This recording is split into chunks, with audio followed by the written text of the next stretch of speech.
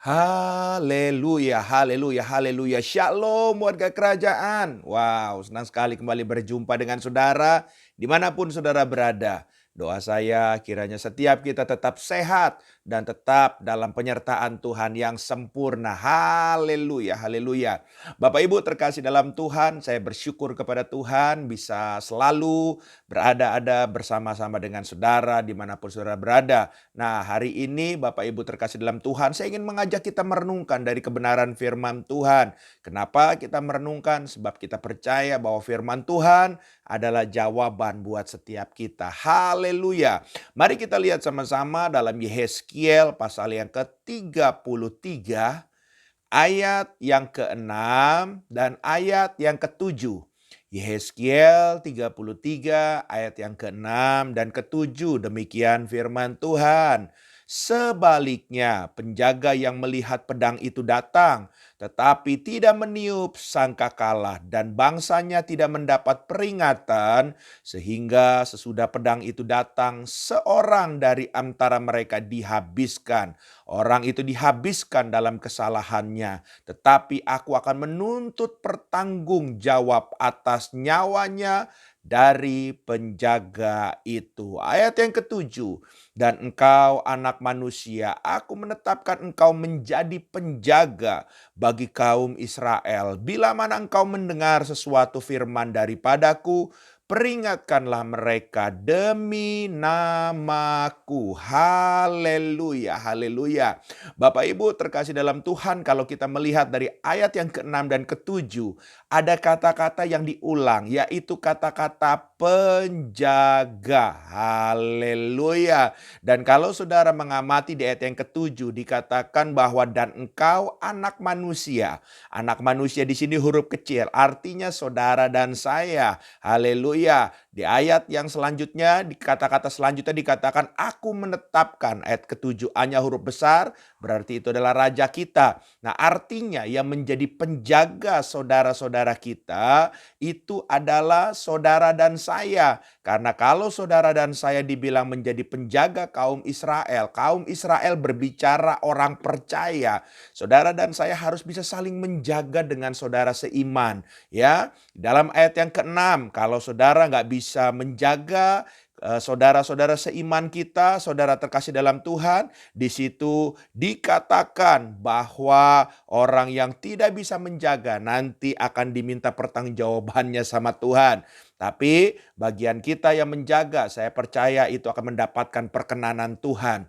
Oleh sebab itu, menjadi saudara seiman harus saling jaga, jangan saling menjatuhkan, jangan saling main sikut kiri, sikut kanan. Sebab saudara terkasih dalam Tuhan, Tuhan merindukan yang namanya kehidupan yang harmonis. Tuhan merindukan kehidupan yang bisa bergandengan tangan, ada unity, ada kesehatian, ada kesatuan. Nah, oleh sebab itu sebagai warga kerajaan mungkin kita berkata, siapa yang menjadi saudara seiman kita? Nah, kita lihat Yesus pernah bilang di dalam Matius pasal 12 ayat yang ke-50, Yesus katakan begini, sebab siapapun yang melakukan kehendak Bapa-Ku di sorga, dialah saudaraku laki-laki, dialah saudaraku perempuan, dialah ibuku. Jadi yang menjadi saudara buat kita adalah kita yang sama-sama melakukan kehendak Bapa di surga. Haleluya.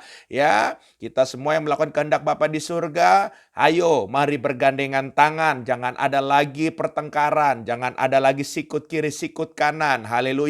Sebab di saat kita bisa bergandengan tangan, maka rencana Tuhan akan sempurna terjadi di muka bumi ini melalui saudara dan saya. Haleluya. Nah, pertanyaannya, bagaimana kita bisa saling menjaga satu sama lain sebagai saudara seiman? Nah, di ayat yang ke-7 dikatakan tadi ada kalimat yang berbunyi, bila mana engkau mendengar sesuatu firman daripadaku, peringatkanlah mereka demi namaku. Nah, untuk menjadi penjaga kaum Israel, saling menjaga satu sama lain dengan saudara-saudara seiman. Saudara terlebih dahulu harus mau mendengar firman Tuhan. Bagaimana mungkin saudara bisa saling menjaga kalau saudara nggak ngerti firman Tuhan? Apalagi saudara mau melakukannya kalau ngerti aja nggak bisa, saudara. Makanya saudara harus mau dengar, mengerti, merenungkan, dan melakukan firman Tuhan. Baru saudara terkasih dalam Tuhan, dalam aplikasinya, saudara akan bisa punya gaya hidup saling mengasihi dengan saudara-saudara seiman. Bahkan bukan hanya saudara seiman, bahkan bisa lebih daripada itu. Musuh pun kita bisa saling mengasihi mereka. Haleluya, haleluya. Kenapa kita harus punya gaya hidup seperti ini di dalam firman Tuhan? Sebab waktu kita mengerti dan melakukan firman Tuhan, yang pertama di dalam firman Tuhan itu selalu ada nasihat yang membangun. Haleluya. Jadi kalau saudara punya saudara seiman, saudara bisa saling menasehati, tapi bukan nasihat yang menjatuhkan, tapi nasihat yang membangun sesuai dengan kebenaran firman Tuhan. Yang kedua, kalaupun perlu ada teguran, teguran itu orang yang mengerti firman Tuhan dan melakukannya, pasti tegurannya itu bukan teguran yang melukai, tapi teguran dengan kasih. Haleluya, haleluya. Dan yang ketiga, saudara terkasih di dalam Tuhan. Ya, sebagai kita saudara seiman, mungkin saja Tuhan izinkan kita untuk saling mendidik satu sama lain. Besi menajamkan besi. Dengan adanya saudara kita dididik untuk semakin tajam di dalam Tuhan. Begitu juga sebaliknya, ada didikan. Haleluya. Tapi didikan yang datang dari Tuhan melalui setiap kita. Pastikan didikan itu akan saling mendukung kita semua untuk kita semakin maju, untuk kita semua semakin mengalami keserupaan di dalam Tuhan. Haleluya. 3 hal ini saudara pegang baik-baik, dan saya percaya semuanya dimulai dari firman Tuhan itu sendiri. Maka kita bisa saling menjaga satu sama lain. Hati Tuhan akan disenangkan pada saat kita bisa bergandengan tangan dengan saudara-saudara seiman kita. Dan ada kasih Tuhan yang terpancar untuk orang-orang yang ada di sekitar kita. Tuhan memberkati. Haleluya.